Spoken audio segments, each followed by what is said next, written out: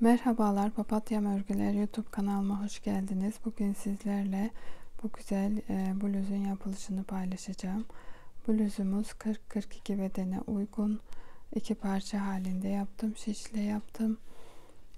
Ve 3 yumak tam ip gitti. 4. yumağın da yarısından azını kullandım. 3,5 yumağa yakın ipimiz gitti. 3,5 numarada şiş kullandım. Bluzumuzu alttan başladım. 120 ilmek olarak başladım. Burada 15 sıra lastik ördüm. 2 ters 2 düz şeklinde. 6 sıra burada düz örgü ördüm. 2 tane ajur uyguladım. Tekrar 4 sıra gidiş geliş düz örgü ördüm ve 2 tane daha ajur uyguladım. Bu kısımdan buraya kol kısmına kadar 100 sıra düz örgü ördüm ve burada 27 ilmek artırdım. 7 ilmeğini kol ağızları için ayırdım. Burada kol ağızları için de 2 sıra ters 2 sıra düz örgü ördüm, alttaki lastiğe uyum sağlasın diye. Daha sonra burada 10 sıra 10 tane ilmek eksilttim. Yine bu kısımda da 10 tane eksilttim. Bu eksiltmeyi yaptıktan sonra burada 12 sıra düz örgü ördüm. Daha sonra 16 tane ajur uyguladım. Yaka kısmını da bir ters bir düz lastik olarak yaptım. 10 sıra olacak şekilde. Bu kol kısımlarını iki kısmı birleştirip örerek kestim. Bu şekilde modelimiz. İsterseniz daha kolay olması için bu ajurları uygulamayabilirsiniz. Tamamen düz olarak da yapabilirsiniz. Bluzumuz bu şekilde. Şimdi yapılışına geçiyoruz. Evet, bluz için bu ipi kullanıyorum. Nako Süper İnci. Renk kodu burada.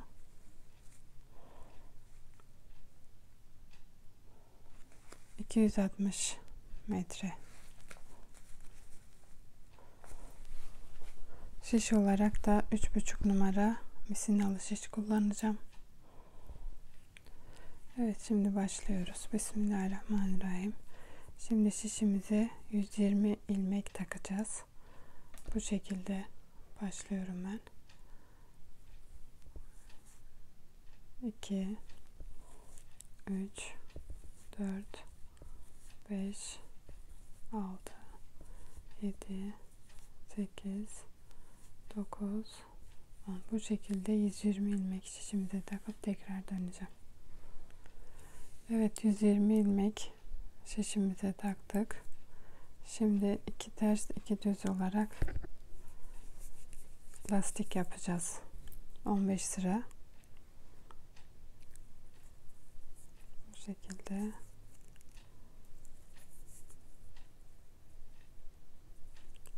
İki ters 2 düz.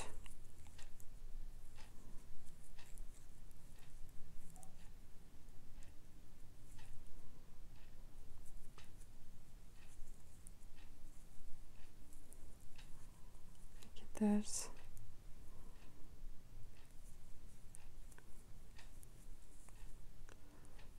2 düz. Her iki sırada da bu şekilde 2 sıra ters 2 ilmek ters 2 ilmek düz olarak yapacağız. Diğer tarafta da yine düz görünenleri düz, ters görünenleri ters olarak öreceğiz. Bu şekilde 15 sıra lastik yapacağız. Sonra modeli başlayacağız. 15 sıra lastik ördüm. 2 ters 2 düz lastik. Daha sonra 6 sırada gidiş geliş düz ördüm. Şimdi ajurlu bir model uygulayacağım. İlk 2 tane ilkini örmeden alıyoruz. Bir tane düz örüyoruz. Başına doluyoruz. İkisini birlikte örüyoruz. Başına doluyoruz. İkisini birlikte örüyoruz. Bu şekilde. Başına doluyoruz. İkisini birlikte örüyoruz. Bu sırayı bu şekilde sonuna kadar bu şekilde tamamlayacağım. Ters sırada da bütün ilmekleri yine ters olarak öreceğim. Tekrar düz sıraya geldiğimde tekrar göstereceğim. Evet, bu sırayı tamamladım. İlk iki tanesini düz ördük. Sonra başına dolayıp ikisini birlikte ördük sonuna kadar. Sondan da iki tanesini yine normal düz olarak ördüm. Ters tarafta bütün ilmekleri ters olarak ördüm. Şimdi yine düz taraftayım. Burada da şimdi yine ilk ilmeği örmeden alıyoruz. Bir tane düz örüyoruz. Başına doluyoruz. Daha önce doladığımız ilmeğin önünden ikisini birlikte örüyoruz. Başına doluyoruz. Önceki sırada doladığımız ilmeğin önünden ikisini birlikte alıyoruz. Başına doluyoruz. İkisini birlikte örüyoruz. Başına doluyoruz. İkisini birlikte örüyoruz. Başına doluyoruz. İkisini birlikte örüyoruz. Ters tarafta yine bütün ilmekleri ters olarak örüyoruz. Bu sırayı da sonuna kadar bu şekilde bitiriyoruz. Bu sırayı da tamamladım. Sonra ters sırada yine bütün ilmekleri ters olarak ördüm. Düz sırada da yine bütün ilmekleri düz ördüm. Yani bu iki model ajurlu modelden sonra 4 sıra gidiş geliş düz örgü öreceğiz. Daha sonra tekrar 2 sıra bu ajurdan uygulayacağız. Aynı şekilde buraya nasıl uyguladıysak 4 sıra sonra yine aynı şekilde uygulayacağız. Daha sonra da düz bir şekilde koltuk altına kadar devam edeceğiz. Herhangi bir eksiltme artırma yapmadan. Evet, burada bir sıra daha ajur yaptıktan sonra ters tarafı da yine ters olarak ördüm. 4 sıra yine düz olarak devam ettim. Sonra yine aynı şekilde burada uyguladığım 2 sıra ajuru burada da uyguladım. 4 sıra düz gidiş geliş yaptıktan sonra yine 2 tane ajur uyguladım. Daha sonra da buradan itibaren koltuk altına kadar 100 sıra düz örgü ördüm. Hiçbir eksiltme artırma yapmadan bu şekilde devam ettim. Şimdi koltuk altı kesimini yapacağız. Ayrıca yarım kol yapmak için artırma yapacağım. Burada kol için 27 tane ilmek artıracağım. Bu şekilde.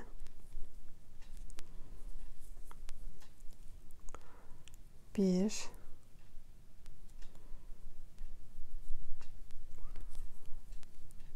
iki,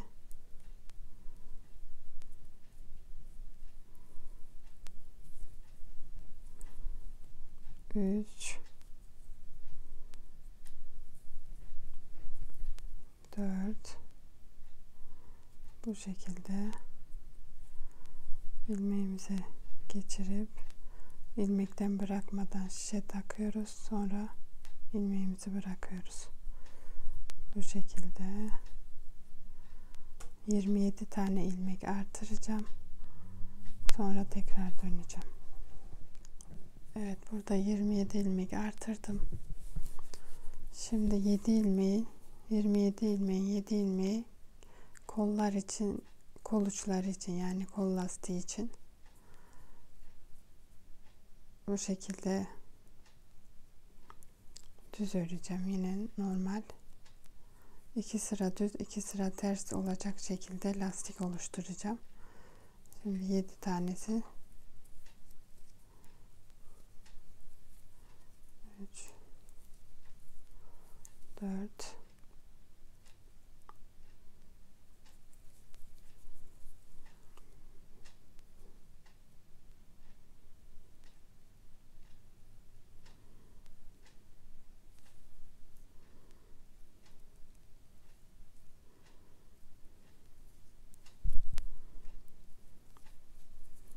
5, 4, 6, 7. Zaten bu sırayı düz olarak devam edeceğim için devam ediyorum. 8, 9, 10, 11, 12, 13, 14, 15, 16, 17, 18, 19, 20, 21, 22, 23, 24, 25, 26. Bu son ilmek 27. ilmekle 28'i birlikte kesiyorum. Bu şekilde koltuk altı kesimini yapmış oluyoruz. 2 ilmeği kestim. Bu şekilde devam ediyorum. Sıra sonuna kadar yine düz örgü örecek şekilde devam ediyorum.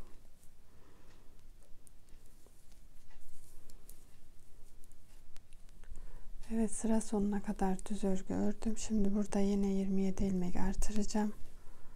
Aynı şekilde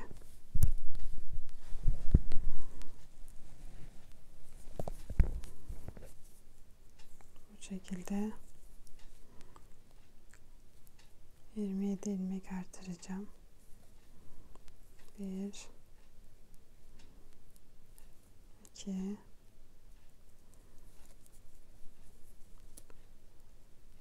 3, 4,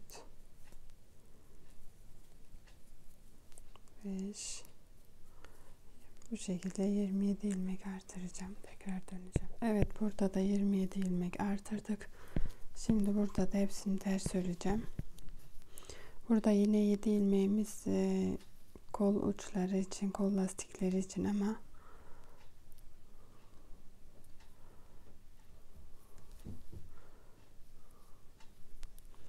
ilk sırada bunu ayırdığımız belli olmadığı için tekrar göstermeyeceğim. 1, 2, 3, 27 ilmeği öreceğim. 27. ile 28. birlikte keseceğim.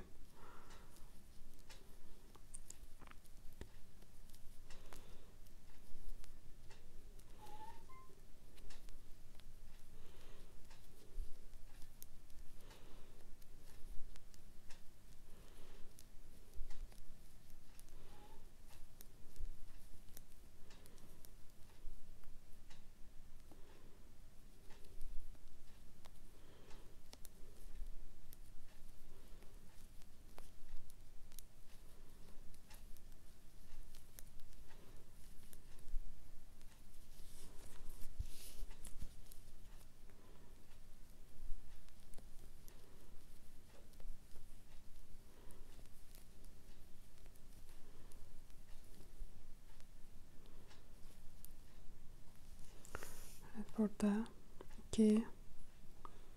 2, 4, 6, 8, 10, 12, 14, 16, 18, 20, 22, 24, 26, 27 ile 28. ilmeği birlikte kesiyoruz. Bu şekilde. Tekrar sıra sonuna kadar bu şekilde ters örmeye devam edeceğim. Yine bu kol, diğer kol tarafı da dahil olmak üzere sıra sonuna kadar ters olarak öreceğim.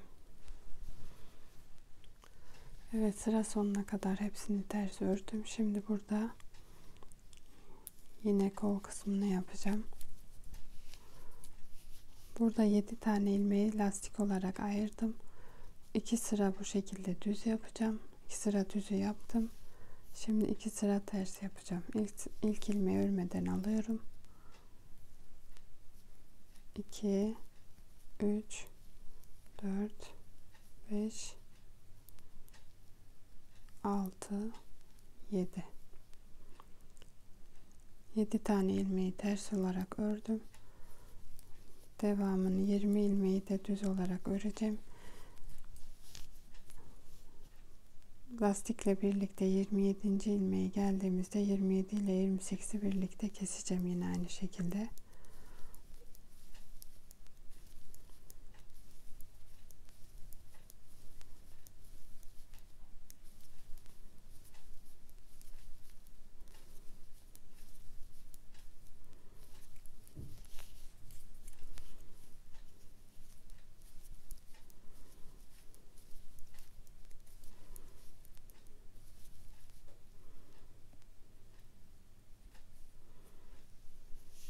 Burada 2, 4, 6, 8, 10, 12, 14, 16, 18, 20, 22, 24, 26, 27 ile 28'i birlikte keseceğiz. Bu şekilde düz bir şekilde. Tekrar düz bir şekilde örmeye devam edeceğim.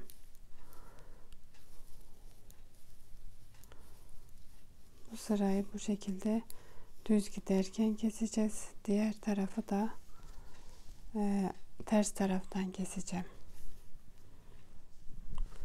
Evet, kol ucuna kadar geldim. Yine burayı da düz ördüm. Burada yine ters tarafta buna şekil vereceğiz. Kol uçlarına. Bu şekilde 2 sıra ters örmüş oldum. Burada 2 sıra ters. Şimdi 2 sıra düz olacak.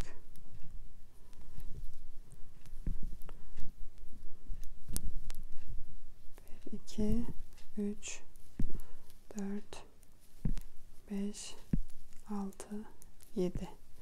7 tane ilmeğimizi bu şekilde lastik şeklinde kolucu olarak devam ettireceğiz. Böyle şekilde 2 sıra ters görünecek, 2 sıra düz görünecek. Bu sondaki 7 ilmek, yani kol ucundaki ilmeklerimiz 7. Burada da yine ters öreceğiz.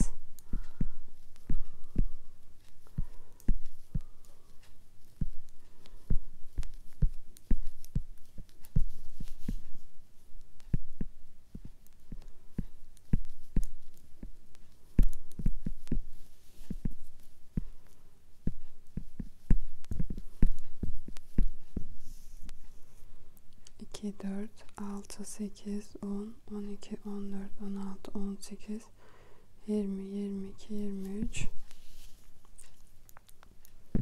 24, 25, 26, 27. ilmekle 28'i birlikte ters olarak örüyoruz. Yani bir ilmek eksiltiyoruz burada. Bu tarafı ters tarafta kesiyoruz. Düz tarafa geldiğimizde de bu taraftaki kesme işlemini yapıyoruz. Burayı yapmıyoruz. Şimdi sıra sonuna kadar bu lastik kısmına, kol ucundaki lastik kısmına kadar ters öreceğim. Evet, bu sırayı tamamen bu uca kadar ters ördüm. Burada son 7 ilmeğimiz uç ilmekler, yani lastik olarak ördüğümüz yeri burada düz olarak öreceğim. 7 ilmeği 1, 2, 3,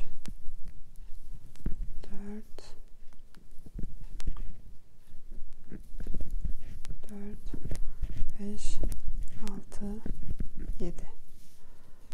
Bu şekilde denk geldi. 2 sıra düz, 2 sıra ters. Böyle devam edecek kolucu olarak. Şimdi burada yine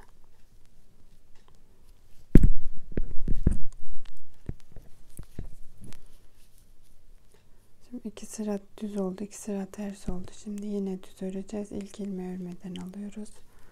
2, 3, 4, 5, 6, 7 tane düz örüyoruz. Bu sırayı yine düz öreceğiz. Ancak bu kısmı, burası düz de olsa ters de olsa, burayı bu şekilde denk getirmemiz gerekiyor. 2 sıra düz, 2 sıra ters. Son 7 ilmeğimizi. Bu Bu şekilde 27 ilmek öreceğim. 2, 4, 6, 8, 9, 10, 11, 12, 13, 14, 15, 16, 17, 18, 19, 20, 21, 22, 23, 24, 25, 26, 27 ile 28'i yine birlikte örüyoruz. Bir ilmek eksiltiyoruz. Bu şekilde yine bu son 7 ilmeğe kadar düz örüp tekrar döneceğim. Evet, son 7 ilmeğe kadar ördüm. Şimdi yine buraya kadar düz ördüm. Son 7 ilmeği 2 sıra düz, 2 sıra ters olması gerekiyor. Burada bir sıra daha ters öreceğim. 1, 2, 3, 4, 5, 6, 7. 7 ilmeği ters olarak ördüm. Şimdi yine ters taraftayım. Burada da 2 sıra ters, 2 sıra düz gözüküyor. Burada da ters öreceğim. 1, 2, 3, 4, 5, 6, 7 tane ilmeğimizi ters olarak ördük. Bu şekilde. Yine ters örmeye devam ediyorum. 27. ilmekle 28'i kesiyoruz. Yani sadece bu uçtan giderken kesiyoruz. Ters tarafta ters olarak kesiyoruz. Düz tarafta da düz olarak. Her iki tarafta kesme yapmıyoruz yani.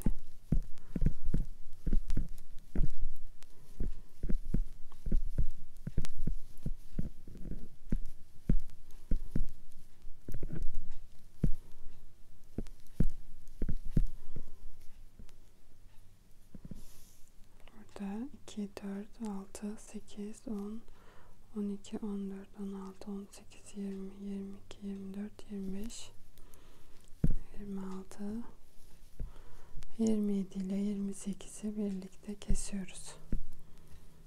Bu şekilde.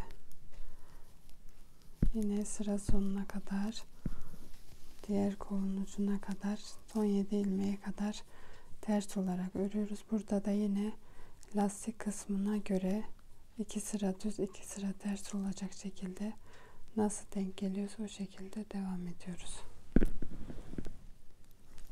Evet, son 7 ilmeğe geldik. Yine burada 2 sıra ters, 2 sıra düz, yine 2 sıra ters olacak. Bir sıra ters var. 7 ilmeğimizi 2, 4, 6, 7 ters olarak örüyoruz. Yine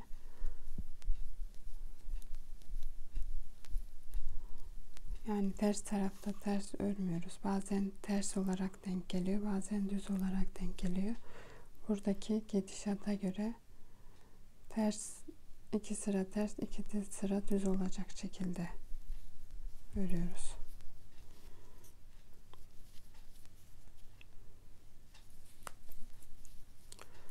Burada da yine 2 sıra düz, 2 sıra ters, 2 sıra düz olarak denk gelmiş. Şimdi burada da ters oluyor, örüyoruz.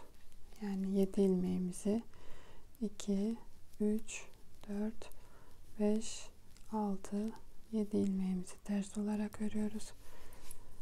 Ve düz olarak devam ediyoruz. 7, 8, 9, 10, 11, 12, 13, 14, 15, 16, 17, 18, 19, 20, 21, 22, 23, 24, 25, 26. Artık keseceğimiz yer de zaten belli oldu. Yani saymadan da yapabiliriz. 27 ile 28'i birlikte kesiyoruz. Bu şekilde. Ve sadece buradan giderken kesme işlemi yapıyoruz. Yine ters tarafta da yine buradan giderken kesme işlemi yapıyoruz. Her iki tarafta kesme yapmıyoruz yani. Ters tarafta bir kolun kesmesini yapıyoruz. Düz tarafta bir tarafın Bu şekilde sıra sonuna kadar geliyorum. Düz bir şekilde örerek. Evet, sıra sonuna kadar geldim. Burada 7 ilmeğimizi burada 2 sıra düz, 2 sıra ters, 2 sıra düz olacak şekilde örüyoruz. Burada yine 7 ilmeği de düz olarak devam ettiriyoruz.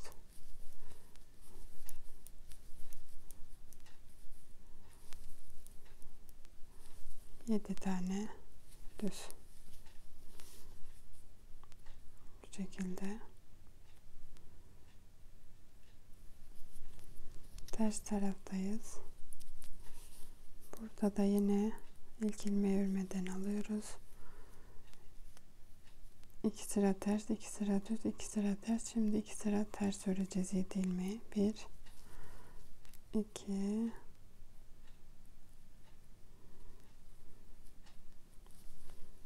2 3 4 5 6 7 tane düz örüyoruz.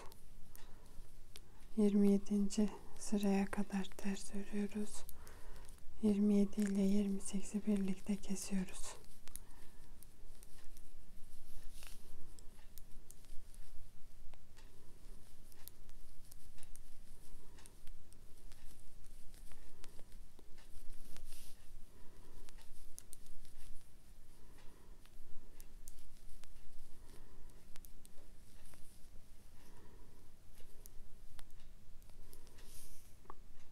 İki, 4, 6, 8, 10, 12, 14, 16, 18, 20, 22, 24, 26, 27 ile 28'i birlikte kesiyoruz.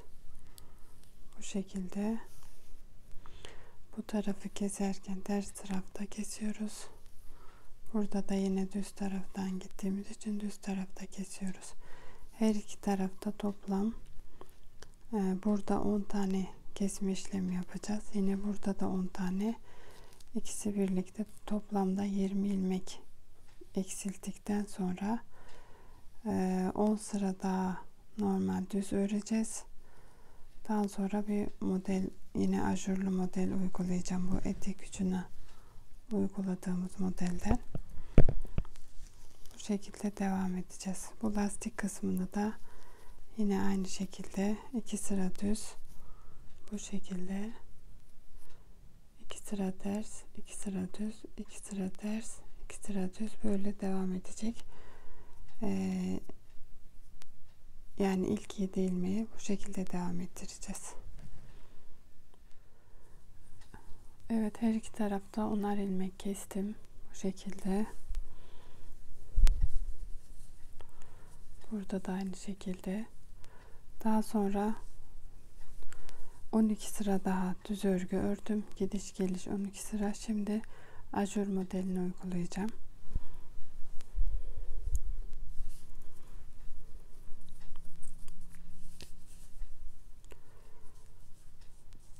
Burada yine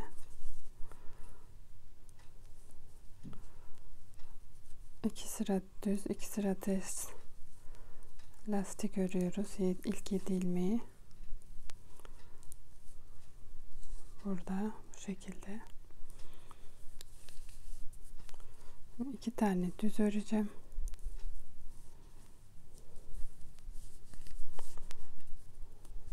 Yedi tane kenar lastik ilmeklerini ördükten sonra 2 tane düz ördüm. Başına doluyorum. İkisini birlikte örüyorum. Başına doluyorum. İkisini birlikte örüyorum. Başına doluyorum. İkisini birlikte örüyorum. Bu şekilde diğer en sondaki 7 ilmeğe kadar bu şekilde örüyoruz. Sonda da yine 2 ilmek düz öreceğim. Bu şekilde başına doluyoruz. İkisini birlikte örüyoruz. Sıra sonuna kadar bu şekilde öreceğim. Evet, sonuna kadar bu şekilde yaptım. Sonda 3 ilmek kaldı. Bu 3 ilmeği düz olarak örüyorum. Burada yine 7 tane ilmeğimizi düz öreceğim. 2 düz, 2 ters olarak devam ettiğimiz için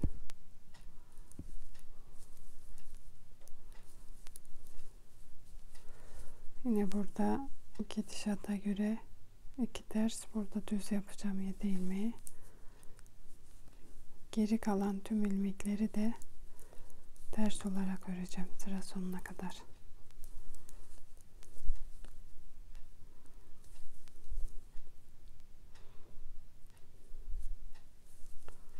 Bu şekilde.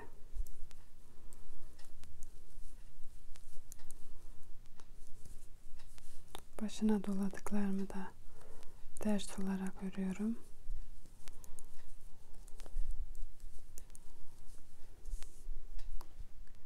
Evet, ters tarafta bütün ilmekleri ters olarak ördüm. Şimdi yine ön taraftayım burada. Yine bu kenar ilmekleri 2 sıra düz 2 sıra ters olarak örmeye devam ediyoruz. 7 tane ilmeğimizi şimdi düz olarak öreceğiz. 2 4 5 6 7. Burada 2 düz ördüğümüz ilmeği düz olarak yine örüyoruz. Daha önceki sırada artırdığımızda örüyorum düz olarak, başına doluyorum, ikisini birlikte örüyorum, başına doluyorum, ikisini birlikte örüyorum. Bu şekilde sıra sonuna kadar devam edeceğim. Evet, sonuna kadar geldim. Burada 3 tane ilmeği düz örmüştük bir önceki sırada. Yine başına doluyorum, bu 2 ilmeği birlikte örüyorum. Bu şekilde burada 2 ilmeğimizi yine düz örüyoruz. Burada 2 sıra ters örmemiz gerekiyor. Kenar ilmeklerimizi, 7 tane ilmeğimizi.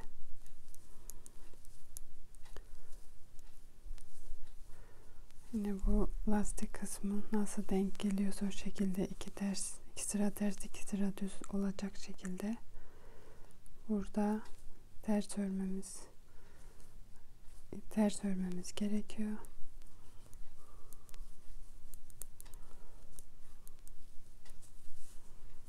Yani kenar ilmekler nasıl denk geliyorsa o şekilde örüyoruz. Geriye kalan bütün ilmekleri de ters olarak öreceğiz yine kenar kısmına kadar, son 7 ilmeğe kadar. Ters tarafta bütün ilmekleri ters olarak ördüm. Şimdi tekrar düz taraftayım.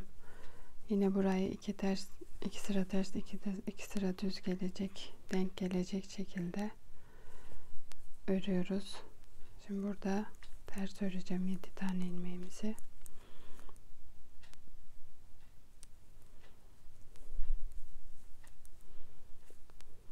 2 4 6 7. Burada 1 2 3. Daha önceki sırada da artırdığımı düz örmüştüm. Yine artırdığımı düz öreceğim ve başına dolayıp ikisini birlikte öreceğim. Başına dolayıp, yani artırdığımız ilmek değil de ördüğümüz ilmeğin önünden ikisini birlikte örüyoruz bu şekilde.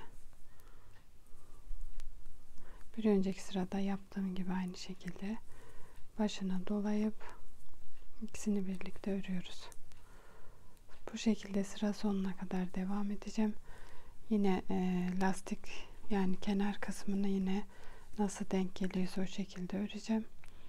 Ve ters tarafta bütün ilmekleri ters olarak öreceğim. Evet. Ters tarafta bütün ilmekleri ters olarak ördüm. Şimdi düz taraftayım tekrar. İlk 6 ilmeğimizi burada 2 ters 2 düz olacak şekilde denk getireceğiz. Şimdi 2 sıra düz yapacağım.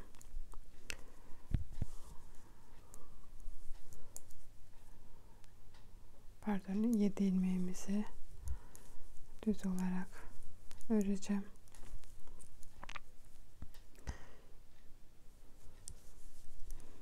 Şimdi 1 2 3 tane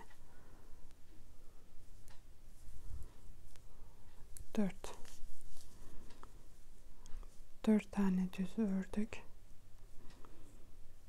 Başına doluyoruz. İkisini birlikte örüyoruz. Şimdi bu şekilde zikzaklar oluşturacağız. Diğer bu 3 tanesini yaparken bu normal ördüğümüz ilmeğin önünden başına dolayıp ördük. Şimdi doladığımız ilmeğin önünden bu şekilde şişimize alıyoruz 2 ilmeği. Başına doluyoruz ve daha önceki sırada doladığımız ilmeğin önünden alıyoruz. Bu şekilde.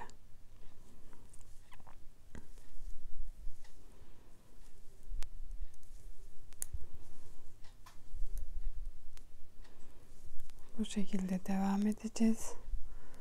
Ters sırada yine bütün ilmekleri ters olarak öreceğiz. Yine düz taraftayım. 7 tane kenar ilmeğimizi örüyoruz.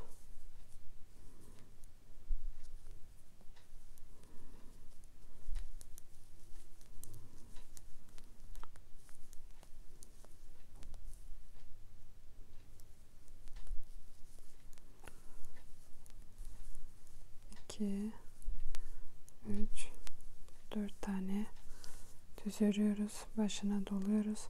Yine aynı şekilde bir önceki sırada doladığım ilmeğin önünden alıyorum 2 ilmeği birlikte. Başına doluyorum. Bir önceki sırada doladığım ilmeğin önünden alıyorum. Bu şekilde.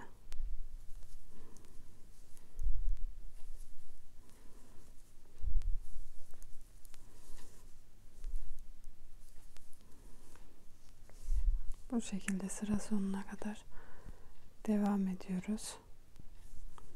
Ters tarafta yine bütün ilmekleri ters olarak örüyoruz. Evet, tekrar düz taraftayım. Şimdi burada 3 tane aynı yönde ajur oluşturduk. 1, 2, 3 tane. Tekrar zikzak bir şekilde diğer yöne doğru oluşturduk.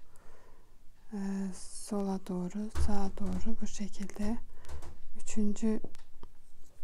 Üçüncü ajurdan sonra tekrar sola doğru devam edeceğiz. Onun için ilk olarak yine bu 7 ilmeğimizi nasıl denk geliyorsa o şekilde öreceğiz. Kenar kısmı 2 ters, 2 sıra düz, 2 sıra ters olacak şekilde. 2, 4, 6, 7 tane. 2 tane düz ilmek öreceğiz. Bir tane daha düz öreceğiz. Sonra başına dolayıp ikisini birlikte öreceğiz. Başına dolayıp ikisini birlikte öreceğiz. Bir önceki sırada başına doladığımızın önünden almıştık. Şimdi ters tarafa, yine sol tarafa yönünü, yani ajurların yönü son tarafa döneceği için yine ördüğümüz ilmeğin önünden başına dolayıp öreceğiz bu şekilde.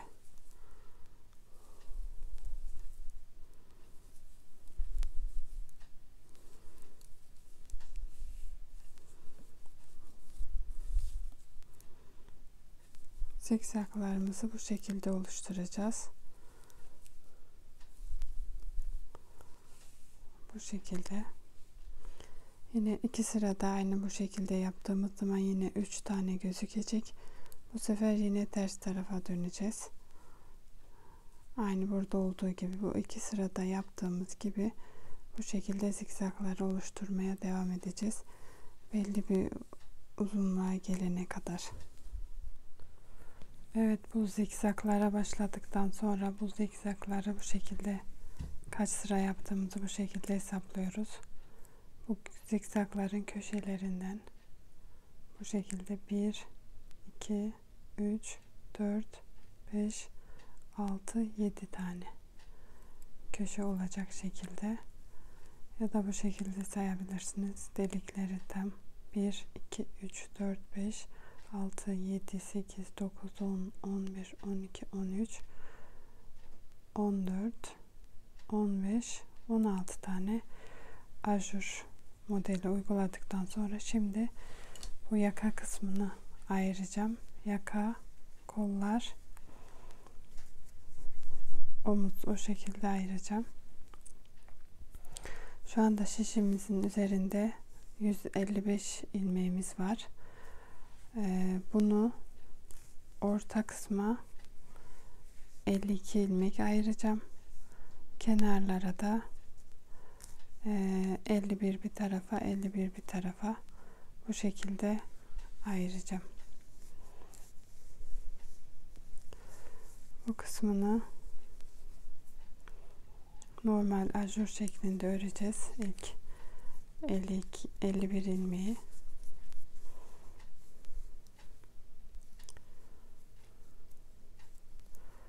Yine bu kenardaki 7 ilmeğimizi 2 sıra ters 2 sıra düz olacak şekilde örüyoruz.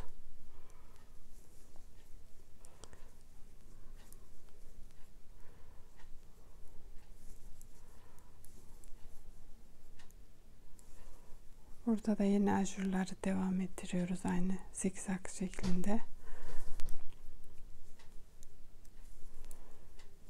Başına doluyoruz.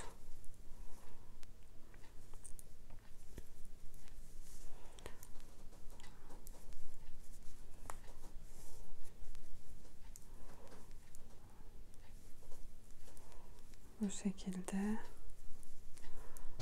52 51 ilmek oluncaya kadar bu şekilde öreceğim. Aynı şekilde ajurların devam ettireceğim. Daha sonra da lastik, orta kısmını da lastik yapacağım. Evet, burada şimdi 51 ilmeğimiz var. Şimdi ortaya da 52 ilmek lastik yapacağım. Bu yaka kısmına gelen yeri bu şekilde yapıyoruz. Bir ters, bir düz. Bir ters, bir düz. Bir ters, bir düz. Bir ters, bir düz. Bu şekilde lastik yapacağız. Yaka kısmını 52 ilmek oluncaya kadar bu şekilde bir ters bir düz yapacağım. Evet, buradaki 52 ilmeği lastik olarak ördüm tam ortaya kısma gelen. Şimdi burayı yine ajur modeline devam ettireceğim. Yine bu kenar lastik kısmını da devam ettireceğim. Bu şekilde başına doluyoruz.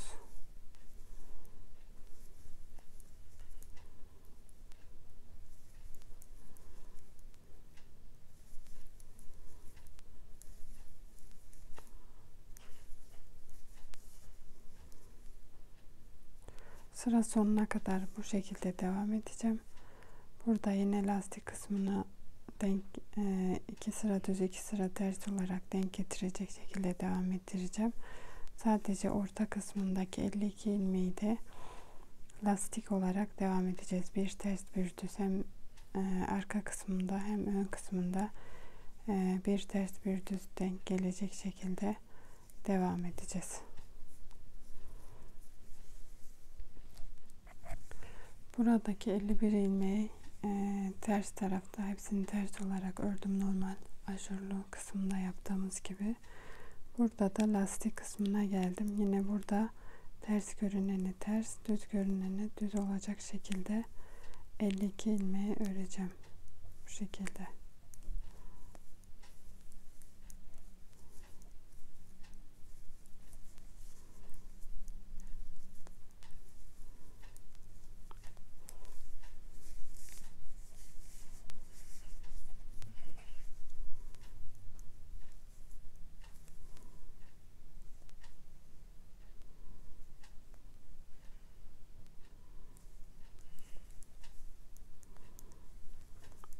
şekilde 52 ilmek öreceğiz.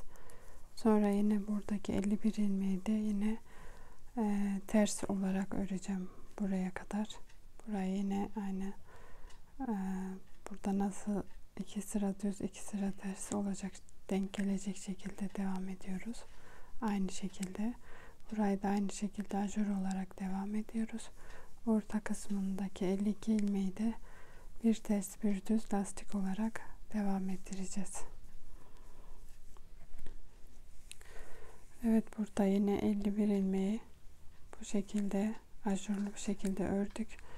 Buraya geldim. Orta kısmındaki 52 ilmeği de lastik olarak öreceğim. Burada yine 51 ilmeği normal ajurlu modelimizi uygulayacağız. Bu kenar lastiklerini de yine aynı şekilde yapacağız. Buradaki ortadaki lastik 10 tane oluncaya kadar bu şekilde devam edeceğiz. Evet, bu kısmını bitirdim, lastik kısmını. Burada 9 sıra yaptım. 10. sırada keseceğim. Bu şekilde omuz kısmını da aynı lastikle birlikte bu kısmını, kol kısmını, omuzu devam ettirdim aynı şekilde modeli. Şimdi buraya kadar olan kısmını yani ben diğer parçayı yaptığım için direkt bunları birleştireceğim. Eğer yapmadıysanız bu şekilde bunu yaparken bunu böyle çengelli iğneye takıp bekletiyorsunuz. Sadece bu kısmını kesiyoruz. Sonra bu kısmını da yine çengelli iğneye takıp bekletiyoruz. Bu şekilde. Şimdi ben burayı, bu kısmını da yine başka bir şişe takıp burada da 51 ilmek var. Burada da bunları ikisini birlikte örerek keseceğim. Evet, bluzumuzun diğer kısmını da bu şekilde başka bir misinalı şişe taktım. Bu kısmı da takılı zaten. Her iki kısmı da aynı şekilde yapıldığı için sadece bir parça yaparken anlattım. Şimdi burayı bu şekilde ters olarak her iki tarafta, bu kısım da tersten, bu kısım da tersten, görünen kısmı ters olacak. Bu şekilde birleştirip keseceğim. Yani örerek keseceğim.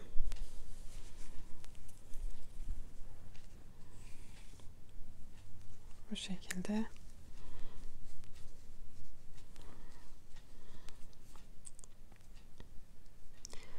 Bir buradan alıyoruz. Bir diğer şişten ilmek alıyoruz. İkisini birlikte örüyoruz. Bırakıyoruz. Bir buradan, bir buradan, ikisini birlikte örüyoruz ve iki ilmeği birlikte bırakıyoruz.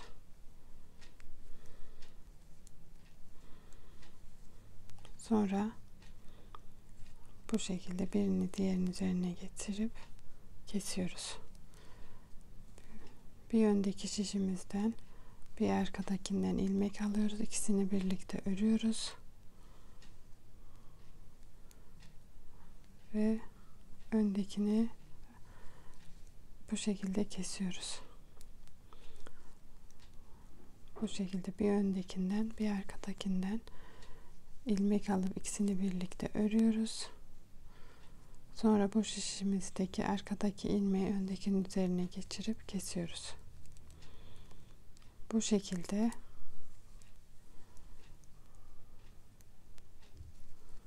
yaka kısmına kadar, bu yaka kısmına kadar bu şekilde keseceğim. Sonra burada yaka kısmının kesimini de göstereceğim. Evet, bu yaka kısmına kadar kestim. Burada sadece bu yaka kısmında 2 ilmeği yani bu yakayı ördüğüm yerde 2 ilmek daha aldım bu lastikten. Burası çirkin durmasın diye kestikten sonra şimdi bu diğer tarafın yaka kısmını keseceğim. Burada 52 ilmek. Daha sonra da diğer kol kısmını keseceğim.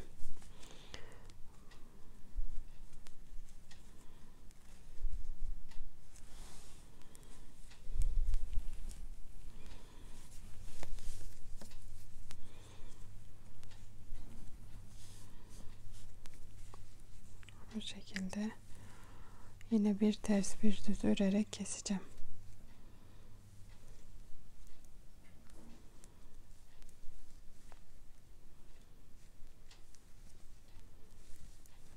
Bir düz böyle.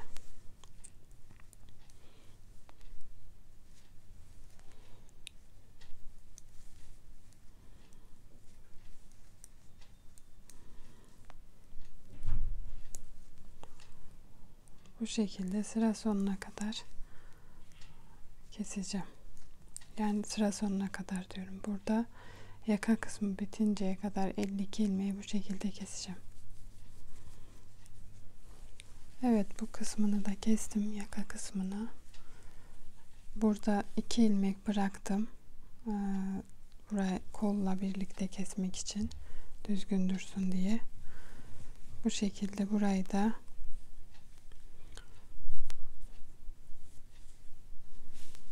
bu şekilde buradan başlayıp kesersek daha düzgün duracak. O yüzden bu taraftan keseceğim ben. Evet, yine bu kol kısmından başlayarak böyle ters tarafları dışta kalacak şekilde ayarladım. Aynı şekilde keseceğim.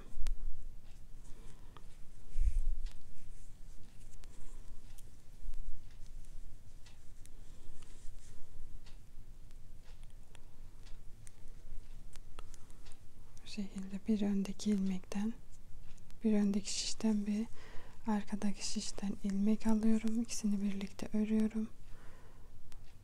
Arkadaki ilmeği öndekinin üzerine geçiriyorum. Bu şekilde bütün ilmeklerimizi keseceğiz.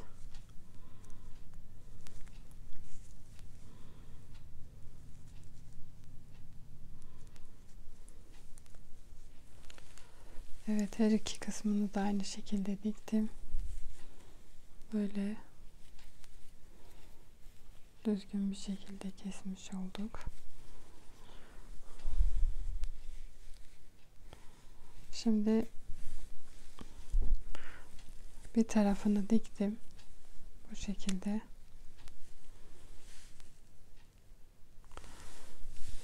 Diğer tarafını da dikeceğim. Bu şekilde düz taraftan dikiyoruz.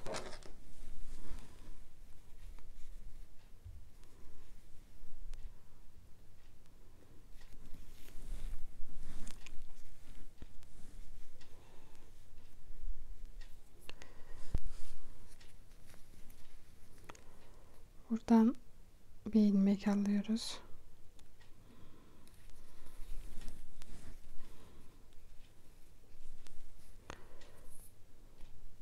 Tam bu ilmeğin ortasından buradan bir ilmek, aynı şekilde diğer taraftan da ilmeğin içinden geçiyoruz. Bu şekilde dikiyoruz.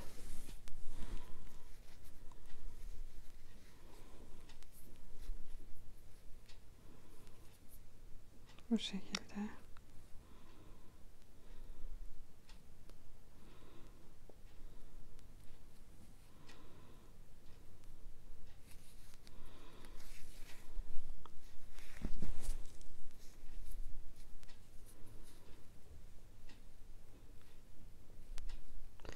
İpin rengi koyu renk olduğu için pek görünmüyor ama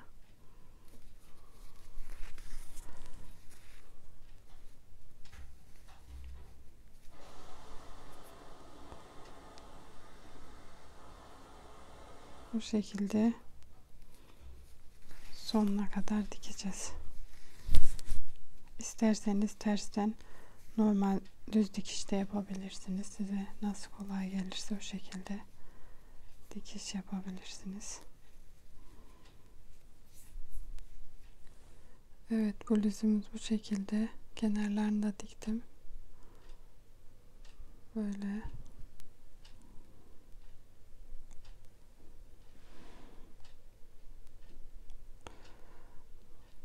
Yapacak olanlara şimdiden kolay gelsin. Bir dahaki videoda görüşmek üzere. Hoşça kalın.